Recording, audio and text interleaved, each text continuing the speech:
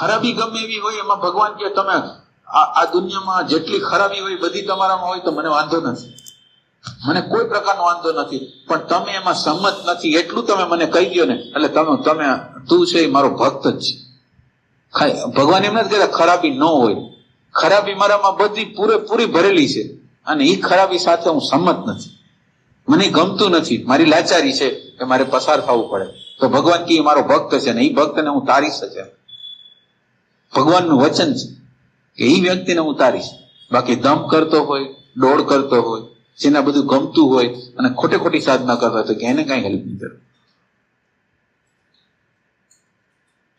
ભગવાન તમારી આગળ ગમે એવી ખરાબી હોય ને, હું તમને ચેલેન્જ કરું, તમારી આગળ ગમે એવી ખરાબી હોય ને એ ખરાબીની અંદર ઈ જાગ્રત રહેશે.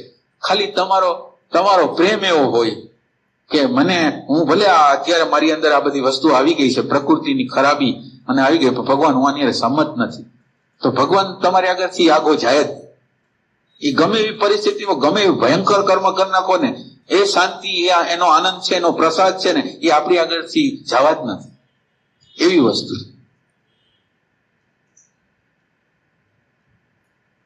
તમે ગમે એવું ભયંકર કર્મ કર્યું, ક્રોધનું કર્મ કર્યું કે બીજું કોઈ પણ કર્મ કર્યું, તમારો અંદરનો મૂલ્યાંકન એવું છે કે વસ્તુ મારે આ જ જોઈ છે, આનંદ જોઈતી, તો પરમાત્માની શાંતિ, પરમાત્માનો આનંદ એ તમારી હારે હારે પ્રગટ રહેશે જ એની રીતે જ. એમાં આપણે પ્રયાસ નહીં કરવો પડે, ખાલી આપણી નજર એના તરફ છે કે મારે આનંદ જોતું આ જોઈ છે.